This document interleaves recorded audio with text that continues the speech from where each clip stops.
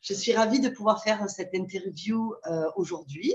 Tu es donc l'auteur d'un roman qui s'appelle Last et tu es ici aujourd'hui pour venir nous en parler, mais également te présenter à nos auditeurs. Alors, est-ce que tu pourrais te présenter toi? D'après ce que j'ai pu lire, tu as beaucoup voyagé, tu as un parcours assez atypique en fait. Comme ton dernier voyage ici en Polynésie que tu me disais il y a quelques minutes, la manière dont tu as déménagé. Donc, je te laisse la parole. Est-ce que, voilà, pour parler de toi. Bah oui, je suis ravie d'être là aussi. Alors, présentation rapide, oui, parcours un petit peu atypique. J'ai vécu dans des univers d'artistes baroudeurs voyageurs, beaucoup voyagé effectivement, je ne me suis pas trop posée, j'étais beaucoup en Thaïlande, beaucoup en Afrique, dans beaucoup d'endroits. Et effectivement, là, on est en Polynésie avec toute ma petite famille, on est parti vraiment sur un coup de tête phénoménal. En décembre, je me suis dit, on part en Polynésie, en janvier, on était dans l'avion et on avait tout laissé en France, un aller simple, et nous voilà depuis presque un an en Polynésie, on est absolument ravis d'être là, c'est trop trop bien.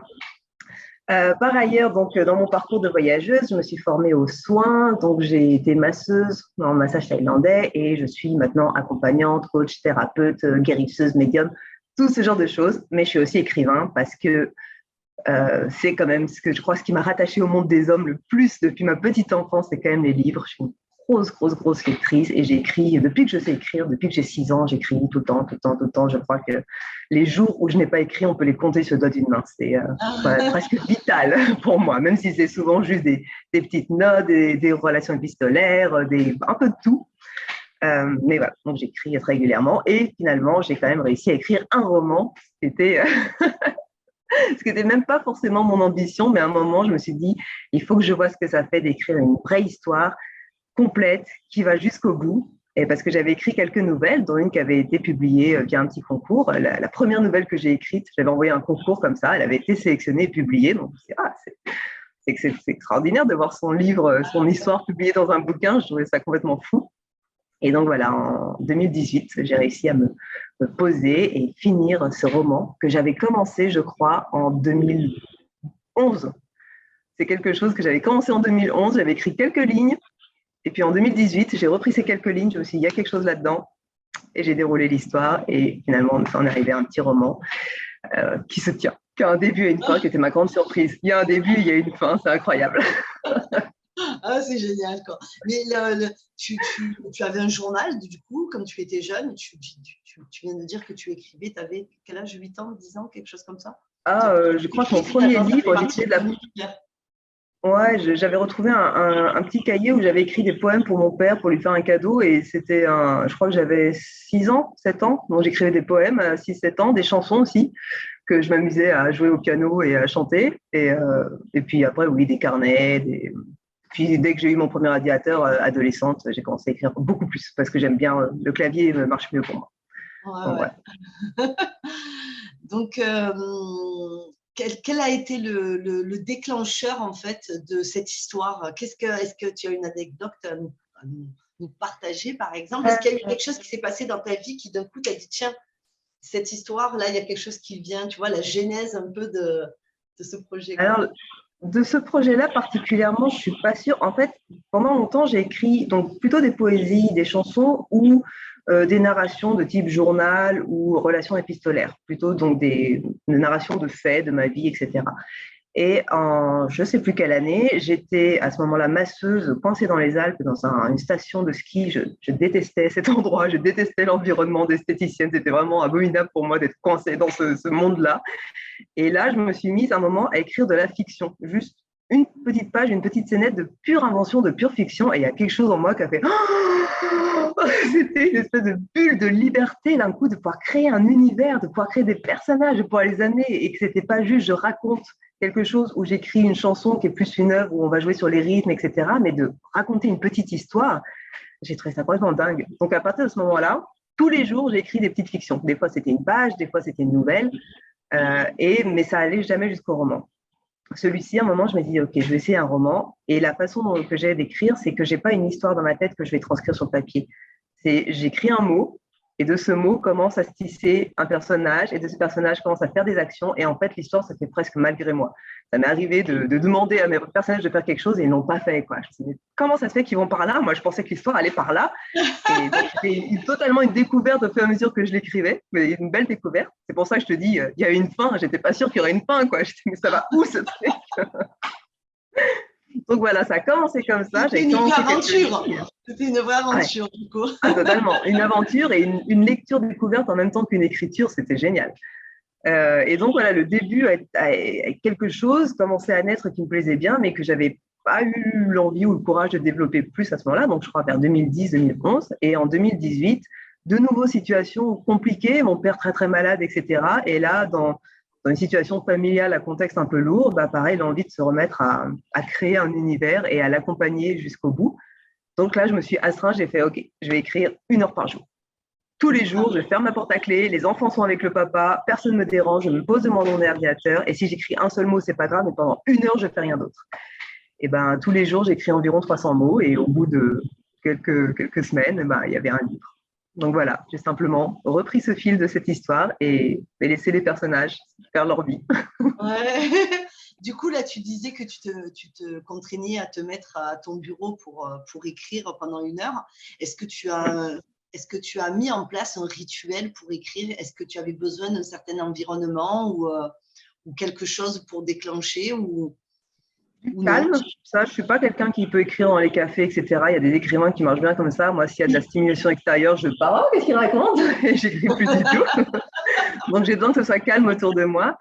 Et en gros, c'est un peu, j'ai besoin de déclencher l'écriture. Donc, en général, je commence par une écriture d'échauffement où je vais, par exemple, simplement faire un exercice de description de mon environnement, mais comme un peintre qui voudrait faire un croquis, quoi.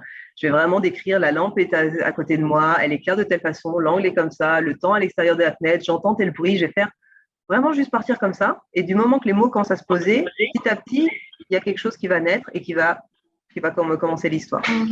Ah oui, c'est un peu une sorte d'échauffement comme pourrait avoir un sportif qui va s'échauffer avant de… Tout à fait. Oui, mais c'est aussi une forme de rituel finalement. C'est quelque chose qui te met en… Oui. C'est génial. Et du coup, tu parlais de tes personnages qui allaient dans une direction où toi, tu pensais peut-être autre chose. Donc, est-ce que le fait d'inventer ces personnages et qu'ils créent leur propre indépendance, leur propre autonomie, est-ce que c'est une manière pour toi, en tout cas, est-ce que ça peut être une occasion pour toi de vivre 1000 vies, je ne sais pas, des choses auxquelles tu ne pensais pas? Est-ce que le fait pour toi, par exemple, d'inventer tous ces personnages qui ont leur propre autonomie, puisqu'ils vont dans des directions auxquelles toi, tu ne t'attendais pas finalement, est-ce que c'est une occasion de t'ouvrir à d'autres vies, à 1000 vies, comme on pourrait dire? Ouais, bah c'est une expérience extraordinaire parce que quand on est lecteur, moi je trouve que c'est déjà ça, on est en train de plonger dans un univers qu'on ne connaît pas, de participer à des choses que nous on ne vit pas directement mais qui nous font vivre des choses quand même. Et quand on est l'auteur d'une histoire qu'on découvre, c'est complètement fou en fait, c'est une expérience presque magique, moi je trouve. C'est comme si d'un coup on plongeait, moi de petite fille j'avais beaucoup ce genre de fantaisie, de partir dans des mondes un petit peu magiques où tu passes dans une porte secrète et puis tu arrives dans un univers différent, mais là l'expérience d'écriture c'est un peu ça, quoi. Tout à coup on est embarqué à suivre des histoires qui ne sont pas la nôtre, sur lesquelles on n'a pas tellement de contrôle finalement et qui en même temps sortent quand même de nous, donc c'est vraiment, on se découvre soi dans des recoins qu'on n'aurait pas soupçonnés et on découvre des choses qui, je ne sais pas d'où elles viennent, mais elles sont là et c'est extraordinaire comme expérience. C'est génial.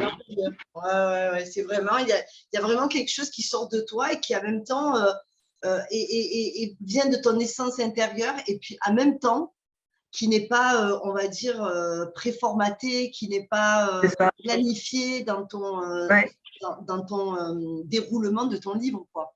Il y a vraiment exactement. de l'ordre intuitif presque, non? Un peu viscéral. C'est ça, il y a quelque chose comme ça, totalement. Après, la forme qui, du coup, est l'aspect qui est beaucoup plus réfléchi, maîtrisé, etc., c'est sur la forme. Parce que moi, j'ai une culture littéraire très littéraire. Je lis beaucoup de classiques, je lis aussi beaucoup de tout ce qui est des éditions de minuit, de la littérature moderne, contemporaine, un petit peu élaborée. Je suis vraiment… Les bouquins de gare, je peux en lire de temps en temps, mais ce n'est pas quelque chose qui va faire vibrer, même si j'ai beaucoup de respect pour ça. Donc, j'ai vraiment un attachement fort au style et au phrasé et au rythme, etc. Donc là, la part beaucoup plus maîtrisée, ça va être là-dessus, de jouer sur la sonorité, sur la maîtrise du style, sur la confection des phrases. Mais la narration en elle-même, par contre, effectivement, là, c'est Ça me regarde très peu. Là, c'est vraiment l'intuition qui prend et qui déroule son truc. Ah, c'est génial. C'est vraiment une super manière aussi de. Ouais, voilà, chaque auteur, de toute façon, a son petit truc à Ouais, dire. Et est-ce totalement. que du coup, tu pourrais nous faire le pitch de ton livre, de Last, nous dire un peu quelle est Ouais, l'histoire sans tout dévoiler, hein, vraiment. Mais, oui, bah, je ne saurais pas tout dévoiler parce que je ne saurais même plus exactement. C'est une histoire un petit peu.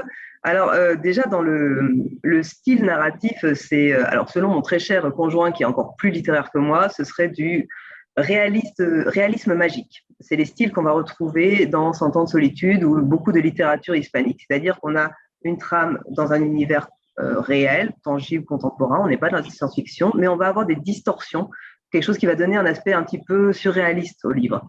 Je te dis ça parce que l'histoire, elle est un peu comme ça. Une histoire de plusieurs personnages qui se retrouvent dans un espace qui s'appelle le néant, qui a plus ou moins un aspect d'un immense désert, mais c'est pas non plus un désert, c'est vraiment un espace entre deux mondes. Et donc, on a ces personnages qui vont se croiser là-dedans, et dans cet espace-là, on va avoir des digressions sur qu'est-ce qui les a amenés dans ce néant. Donc, on a une personne qui vient d'Asie, on a une personne qui vient, on ne sait pas trop d'où, une grande femme qui débarque, on ne sait pas trop comment. On a le personnage principal qui est un grand mec baraqué. Et en fait, tous vont vivre une espèce d'expiation dans ce néant parce qu'ils vont finalement, avec le retour, c'est vraiment une espèce de transcendance des événements qui peuvent être difficiles dans la vie ou qui on a pu vivre de façon plus ou moins traumatique et qui, à un moment, nous font basculer vers la rencontre avec soi-même. Mais quand je l'ai écrit, je n'avais pas du tout ce regard. Ah, Avec le recul, je me dis, c'est vachement intéressant en fait. Mais quand on le lit, il n'y a pas du tout un aspect initiatique, thérapeutique, etc. C'est vraiment les personnages qui se rencontrent, qui se racontent, qui racontent leurs histoires du passé, des petites digressions à droite à gauche, des petits moments où on ne sait pas trop si ce personnage c'est aussi celui-là ou si c'est un autre, ça se croise. Il y a un peu une espèce de flou surréaliste comme ça, qui est assez sympa et dynamique, je trouve, dans l'histoire. et du coup, une fois que tu as fini ton livre, est-ce que toi qui as beaucoup voyagé, tu nous as dit, est-ce que certains personnages, tu les as reliés à certaines personnes que tu as pu rencontrer durant tes voyages? Parce que de manière intuitive, des fois, ça peut nous Pas venir. vraiment. Ouais, pas vraiment des personnes que j'ai connues, mais par contre, c'est un personnage vient en partie de Chine, en partie du Laos, donc ça, c'est les endroits que je connais, où j'ai passé du temps, etc. Donc il y a certains, parce que je suis aussi un petit peu, j'aime beaucoup inventer, mais en même temps, quand il s'agit de description de lieux, là, par contre, je suis assez, j'aime pas quand je suis dans un bouquin, par exemple, j'ai fait de l'équitation pendant un certain nombre d'années, j'aime pas du tout quand quelqu'un écrit sur les chevaux et qui n'y connaît rien et qui dit des choses qui n'ont aucun sens, ça m'agace. Donc à ce niveau-là, si je parle du Laos, je sais de quoi je parle. Ok, je vais. Ouais, donc il y a des choses qui sont inspirées de mes voyages sur les décors, sur les objets, sur les noms des personnes, Ouais, mais les pas tellement odeurs, sur les les personnes. sensations, Ouais, tout ce qui était exactement. harmonie de tes voyages, qui étaient en toi et Voilà. qui ont pu se Ouais, dévoiler comme ça à travers tes mots, quoi, finalement, quoi. exactement. Ouais, Ah, ouais. c'est super. Et aujourd'hui, tu as donc décidé, en tout cas, de répondre à l'invitation de Stéphane de Book Influence et de mettre en ligne ton livre sous forme de e-book. Ouais. Pour l'instant, il est sous forme de e-book. Alors, il avait été édité un petit moment, et puis ça avait été une de ces petites éditions. L'éditeur à ce moment-là m'avait dit, le problème avec ton livre, c'est qu'il est bien écrit, ça se vend très mal.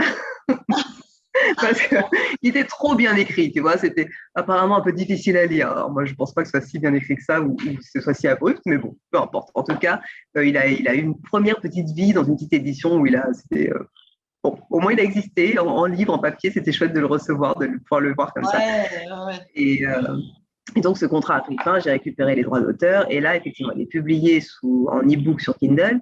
Et puis, oui, mais j'aimerais bien aussi le rééditer en papier à un moment. Ouais, c'est un Donc, on va chouette. voir comment ça se déploie. C'est ça, c'est une aventure aussi de l'avoir en papier, Ouais, ah, de totalement. lui donner vie différemment, quoi. Moi, je suis Ouais. très papier aussi comme toi, hein. Pourtant, je lis aussi sur Kindle, parce qu'il y a des choses qui me plaisent, mais Ouais, je suis aussi très papier, donc j'aime bien, bah comme oui. écrire. Moi aussi, j'écris et j'aime écrire avec le stylo, quoi, finalement, quoi. Mm. Le clavier va plus vite. Il y a des choses comme ça qui sont, je sais pas, il y a un côté authentique des fois, un côté un peu Ouais, peut-être tradition, mais qui sont intéressantes. Euh, ouais.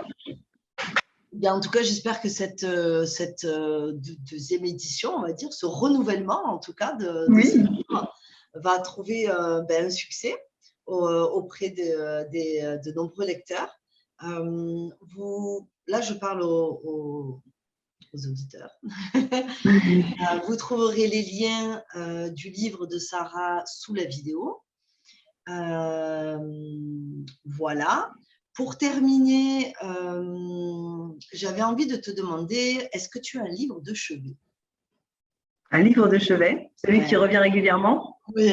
Tu sais, celui que des fois on lit parce que on est bien ou on n'est pas bien, malheureux, peu importe, mais que des fois on aime bien relire parce qu'on sait que voilà, on va y trouver quelque chose qui nous fait du bien, quoi. Ouais.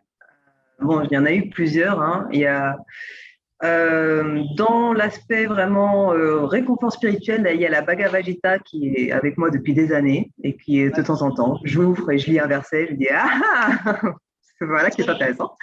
Et sinon, il n'y a pas très très longtemps, il y a 2-3 ans, encore une fois, mon cher conjoint m'a fait découvrir Pierre Michon et je suis absolument fanatique de ce monsieur qui est, à mon sens, le plus grand auteur contemporain francophone. Il est extraordinaire. En plus, il m'a parlé sur Facebook. Alors, je ne te dis pas l'état de Midinette Fan Club. Ah, Pierre Michon qui me parle.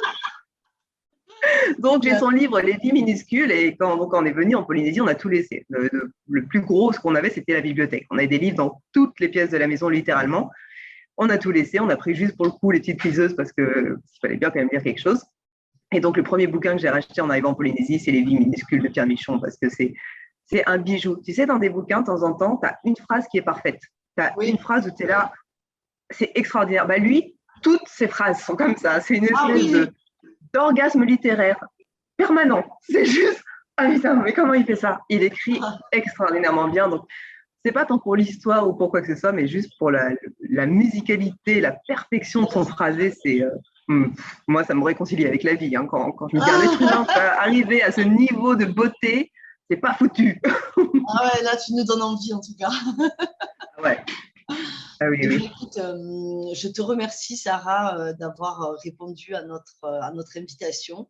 Ça a été un chouette moment de passer avec toi ici.